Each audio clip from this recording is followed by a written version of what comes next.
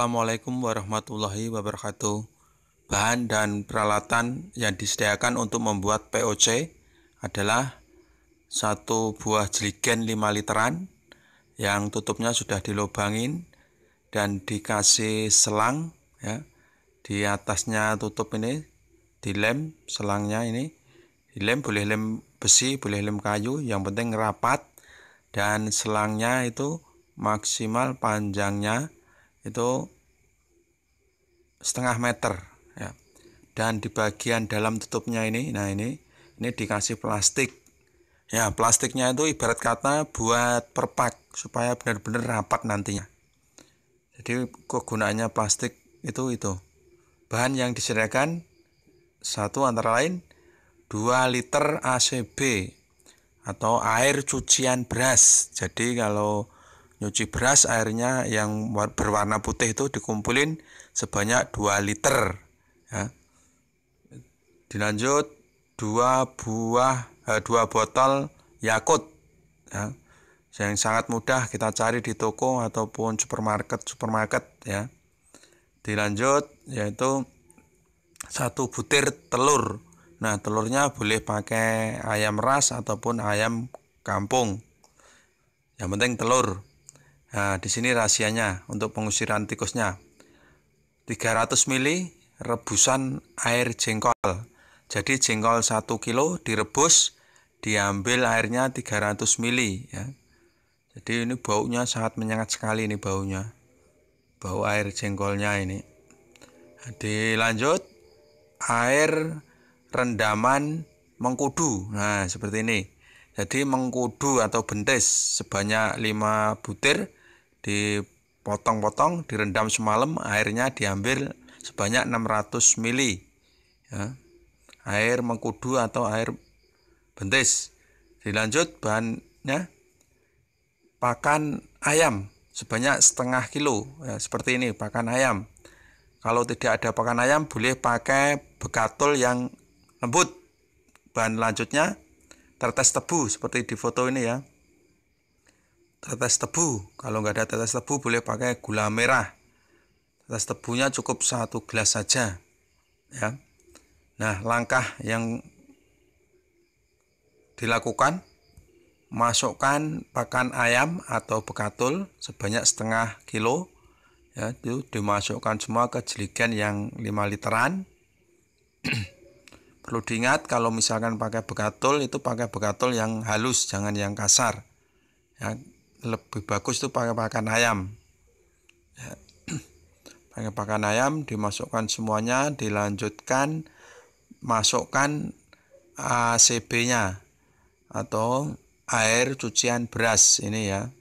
Ini sebanyak 2 liter dimasukkan semua ke jeligennya ya, dimasukkan semuanya sebanyak 2 liter ya. Setelah itu, setelah masuk, lanjut air rendaman mengkudu atau air bentis kalau orang Jawa bilang sebanyak 600 ml dimasukkan semuanya. Nah, dilanjutkan air rebusan jengkol. Nah, seperti ini ya tadi ya. Air jengkol 1 kilo direbus, diambil airnya 300 ml. Dimasukkan semuanya. Ini baunya sangat menyengat. Biasanya ada ampasnya, ini ampasnya kita kasih air, kita kocok-kocok. Nah, kita tuangkan semuanya. Nah, setelah itu lanjut sediakan air lagi 1,5 liter. Nah, lalu dituangkan tetes tebunya 1 gelas. Kalau tidak ada tetes tebu bisa pakai gula merah sebanyak 0,5 kilo yang diencerkan ya. Ini karena pakai tetes tebu, karena sangat kental, harus dikocok-kocok ataupun diisi air, dituangkan lagi. Kalau perlu dalamnya digosok seperti ini, karena tetes tebu itu sangat kental sekali. Supaya bisa nyampur dengan air, kita gosok-gosok di dalam gelasnya masih lengket gitu, masih banyak. Nah, itu harus bisa nyampur dengan airnya. Lanjut yaitu masukkan Yakultnya, jadi 2 buah Yakult tadi dimasukkan semuanya di ember yang berisi tetes tebu atau gula merah. Nah, yang terakhir yaitu 1 butir telur. Nah, itu telurnya dimasukkan semuanya. Dimasukkan semuanya bersama kuning-kuningnya. Nah, dimasukkan semuanya. Setelah masuk semuanya, baru diaduk-aduk, ya, diaduk sampai merata. Diaduk-aduk, putar balik, ya. Bahan yang dimasukkan di ember ini semuanya biar bisa mencampur. Ya, biasanya kuning telurnya itu agak susah. Nah, diusahakan kuning telurnya, nah seperti ini, harus bisa pecah dan bisa mencampur dengan air yang di dalam ember ini semuanya. Nah, jadi tetes tebunya juga bisa nyampur, diaduk lagi, bolak-balik. Nah, setelah tercampur rata, barulah dimasukkan ke jeligennya tadi, yang sudah diisi bahan yang tadi. Nah, ini, seperti ini.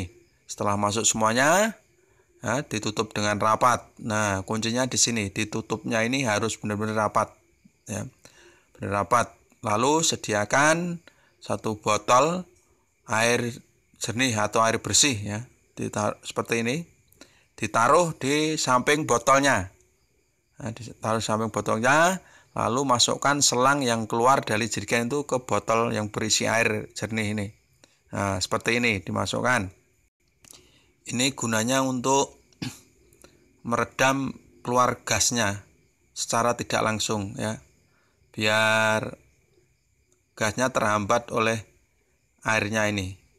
Nah, biasanya di botol ini akan keluar gelembung-gelembungnya setelah bereaksi fermentasinya. 12 jam ini, ya, saya lihat sudah mengeluarkan gelembung-gelembung, ya. Jadi gasnya sudah mulai keluar ini, ya. Ini Anda lihat tuh. Setelah nanti gasnya tidak keluar, berarti sudah siap untuk nyepray, untuk digunakan. Biasanya jarak 5 atau 1 minggu.